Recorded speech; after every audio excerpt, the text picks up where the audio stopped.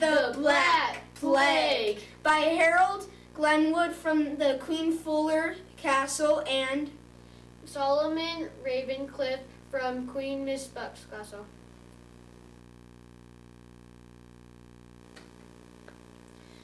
In the early 1330s, an outbreak of the deadly bubonic plague occurred in China. Plague mainly affected rodents, but fleas can transmit the disease to people.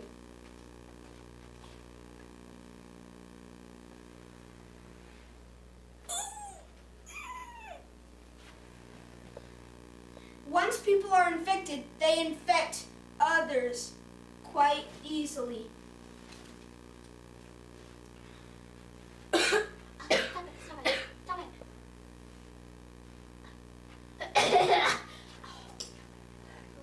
The plague causes fever and a painful swelling on the lymph glands.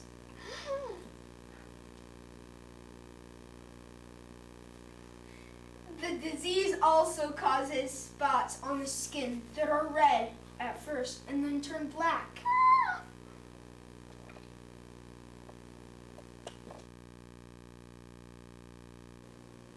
Since China was one of the most busiest of the world's trading center, it was only a matter of time before the outbreak of the plague in China spread to Western Asia and Europe.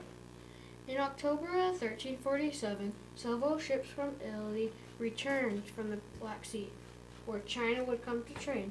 By the time the ship returned to Italy, most of those on the ship were already dying to the plague. Within days, the disease spread to the city and the surrounding countryside.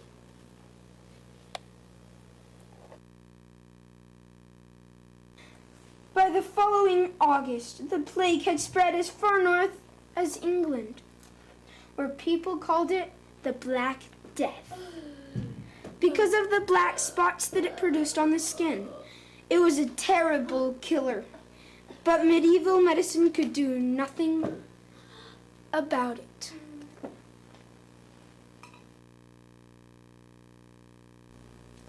In winter, the disease seemed to disappear, but only because the fleas that spread it were dormant then.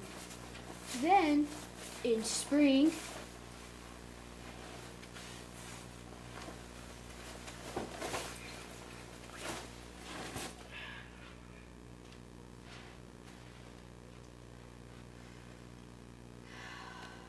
it would reappear.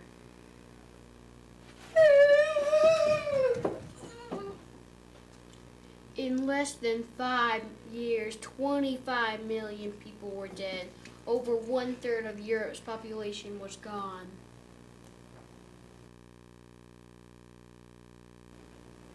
Even when the worst was over, the plague lasted for hundreds of years. It wasn't until 1600s that the disease finally disappeared. Shawnee, that's 300 years! 300 years! Survivors of the plagues were in constant fear of the plague's return. Ah! It's gonna get me!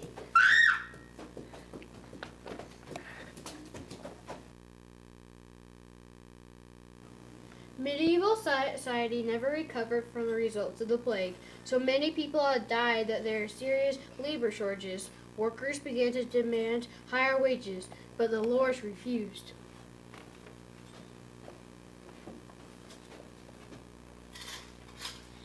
I need to be paid more money.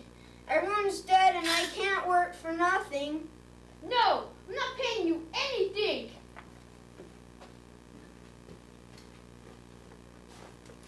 By the end of the 1300s, peasants were very angry and began to revolt. Fine, I quit.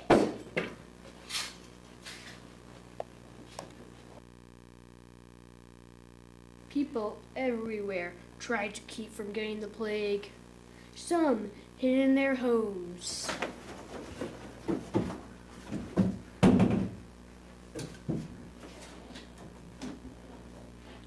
Others left town trying to hide from the disease. none of this worked.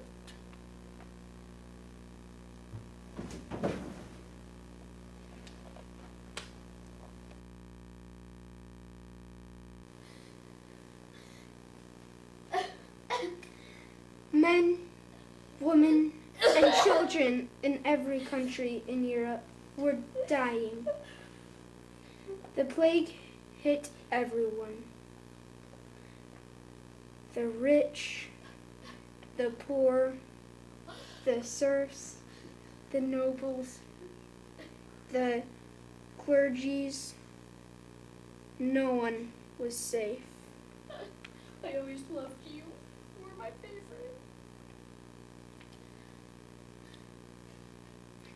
Some blamed it on invisible particles carried in the wind. It's you, wind! Others thought it was from poisoned wells. No, it's the water! Many blamed the Jews. You killed my baby!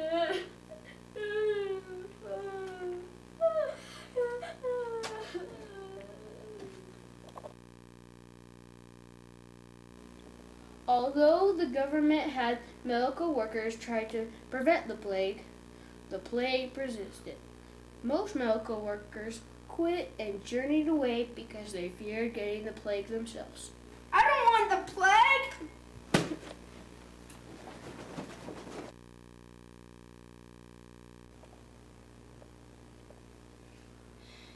There were methods that did work.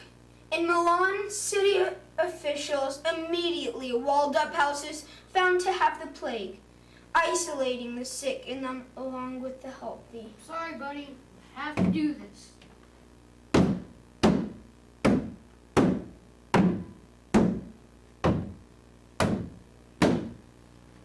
Venice isolated all incoming ships on a separate island.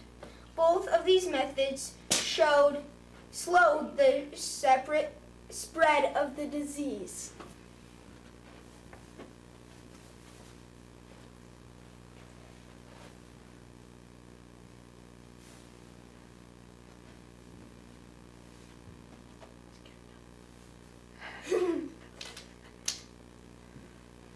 Pope Clement VI sat between two large fires to breathe pure air.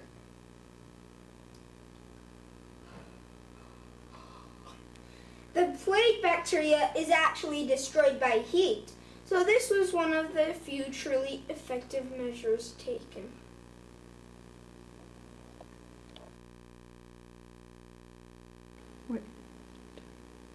The plague caused many changes in Europe and actually changed the course of history.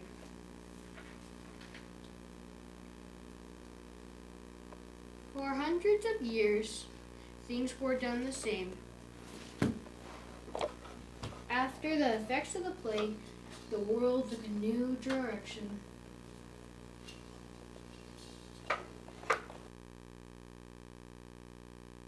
The way people worked changed. Because of the shortage of workers, it became difficult to do all the farm labor that was necessary.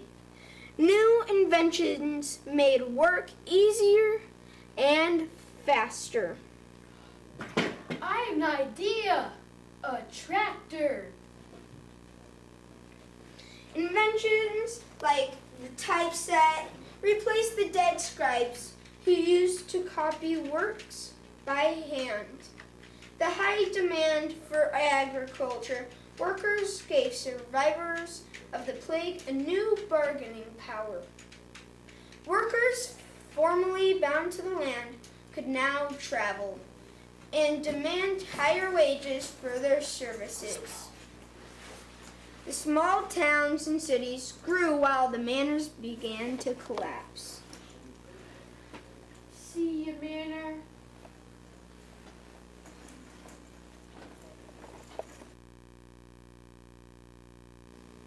One of the groups that changed the most because of the plague was the church. It lost all spiritual authority and leadership over the people.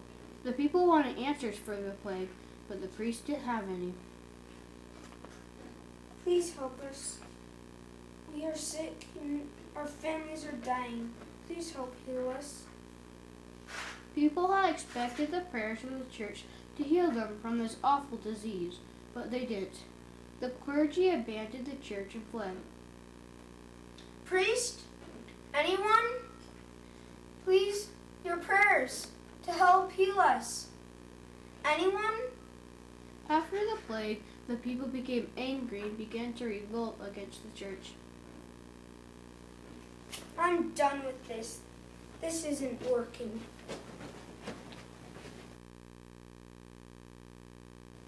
The people also began to revolt against the king and their heavy taxes. The plague was the beginning of governmental changes in Europe too. The ways in which the people responded to the plague ultimately brought about the Magna Carta and the downfall of feudalism.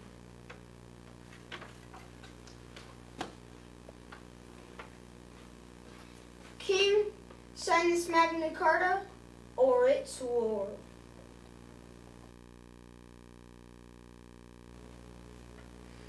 Even art began to change because of the plague. Previous to the plague, all art was commissioned by the church and for years had remained the same. After the horrors of the plague, art became very dark and depressing.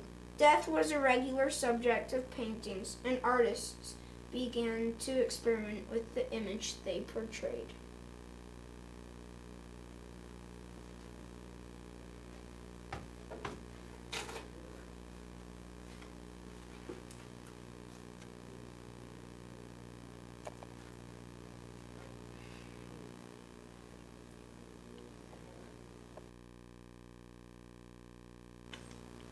After the plague, Not much in Europe stayed the same.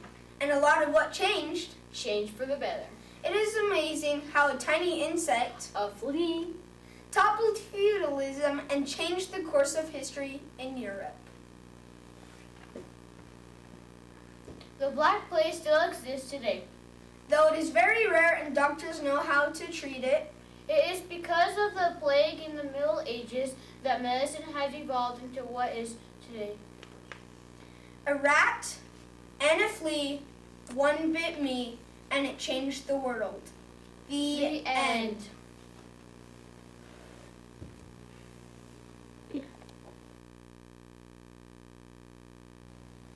The Black Plague by Harold Glenwood from the Queen Fuller Castle and Solomon Ravencliffe